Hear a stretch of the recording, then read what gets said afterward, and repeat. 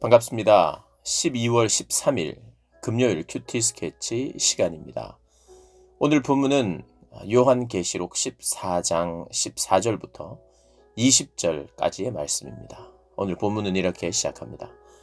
또 내가 보니 흰 구름이 있고 구름 위에 인자와 같은 이가 앉으셨는데 그 머리에는 금면류관이 있고 그 손에는 예리한 낫을 가졌더라.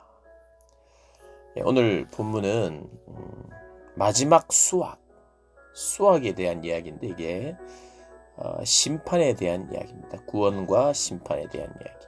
우리가 구원을 이야기할 때는 반드시 심판 가운데에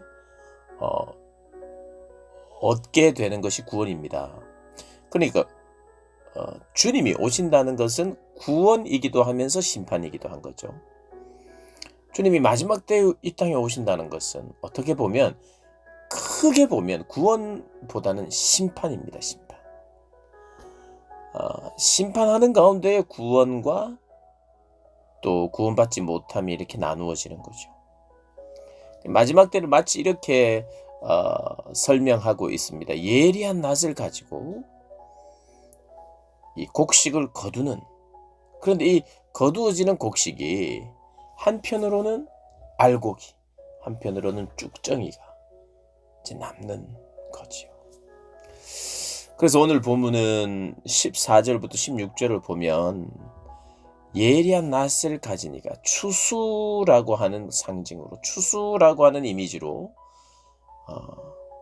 믿는 자들을 구원하는 그런 메시지가 담겨 있고요.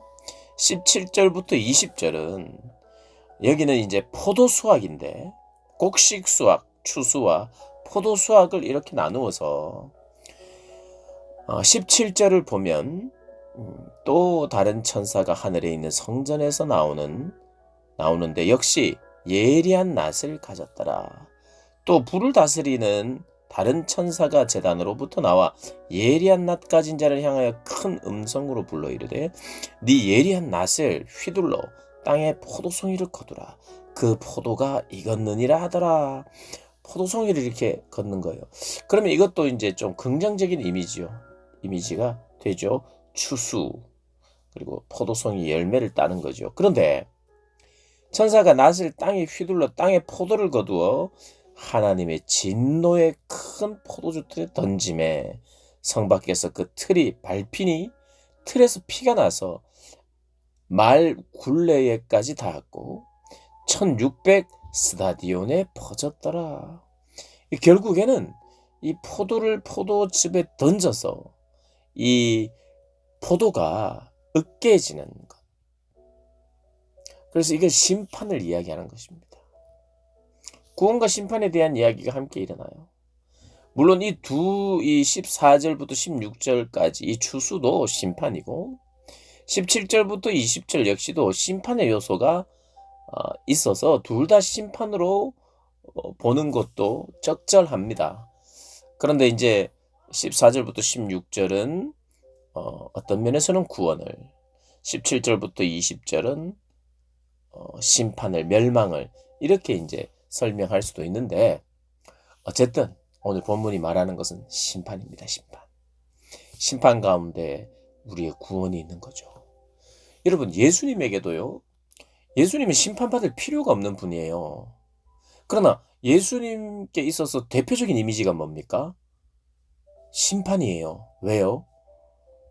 예수님께 있어서 예수님을 딱 보았을 때 예수님에게 뭐 온유함도 있고 그분의 사랑도 있고 그분의 능력도 있고 다 있습니다만은 예수님을 대표적으로 표현하는 것이 무엇입니까? 십자가잖아요. 십자가. 십자가는 심판을 말하는 거예요. 십자가는 저주를 말하는 겁니다. 그러니 예수님을 우리가 생각할 때요, 심판과 저주를 빼놓고 생각할 수가 없습니다. 항상 예수님은 십자가를 지신 예수님이라는 이미지 자체가 심판을 이야기해요. 그분이 우리 대신 심판을 받으셨고 그분이 우리 대신 짓눌림을 당하셨고 으깨짐을 당하셔서 마치 진노의 이 포도주 틀에 으깨져서 심판을 받으시는 분으로 이미 마지막 심판 이전에 우리를 위한 심판을, 우리를 위한 저주를 받으셨다는 거예요. 그래서 오늘 본문은 마지막 때에 우리가 받게 될 심판 혹은 구원을 설명함에도 불구하고 심판하면 우리가 생각나는 것이 어린 양, 예수 그리스도, 그분의 생명의 피, 이런 것이 우리가 생각이 나죠. 그래서 심판과 구원이 함께 있는 것입니다. 우리는 예수님 때문에 심판과 구원을 함께 경험합니다. 한편으로는 예수님이 받으신 심판을 우리도 받았고, 우리가 심판을 받은 거예요. 죄로 말미암아 죽었고, 그리고 의로 말미암아 살았고, 주님의 의로 말미암아. 그래서 심판과 구원을 이야기할 때 예수님 안에 이 두 가지가 다 있는 거예요. 우리의 믿음은 그런 겁니다. 여러분, 예수님처럼 우리도 심판받는 거예요. 예수님 믿는다는 것은. 그리고 심판 후에 구원을 얻는 거예요.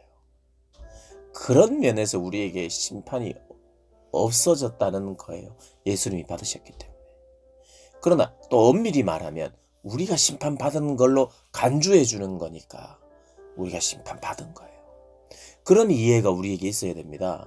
그렇게 심판이 없어지거나 취소되거나 또 심판이라고 하는 그런 개념이 우리에게 사라지도록 하는 것이 무슨 심판을 말하느냐, 무슨 저주를 말하느냐, 주님이 다 받으셨으니까 우리는 그걸 생각하지 말자, 그건 말하지 말자, 이렇게 생각할 수 있는데 그건 틀린 말입니다. 저주와 심판을 그분의 몸에 그분이 다 담당하심으로 말미암아 그 저주와 심판을 우리가 생각해야만 그분의 은혜가 또 상대적으로 나오게 되는 거죠. 그러니 우리 요한계시록을 본다든지 마지막 때를 설명한다든지 그 심판에 대한 메시지가 있을 때에 우리가 주님을 생각하고 주님을 바라게 되는, 그래서 우리를 위한 심판과 저주를 받으신 그 주님께 감사하고 또 그분 앞에 정말 죄송하고. 왜요? 그분이 내 죄를 위해서 죽어주신 것도 죄송하고 감사한데 그걸 알고도 예수님을 믿고도 또 죄를 지으니 모르고 지은 죄가 있을 뿐만 아니라 뻔히 알지만 또 죄를 짓는 우리의 연약한 모습을 보면서 또 죄송할 수밖에 없는 거죠.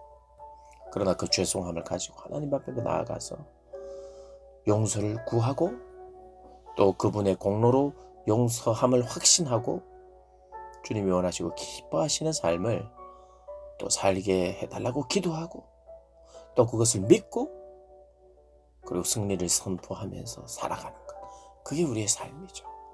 그러한 삶을 살아가는 저와 여러분 되시기를 주님의 이름으로 축복합니다.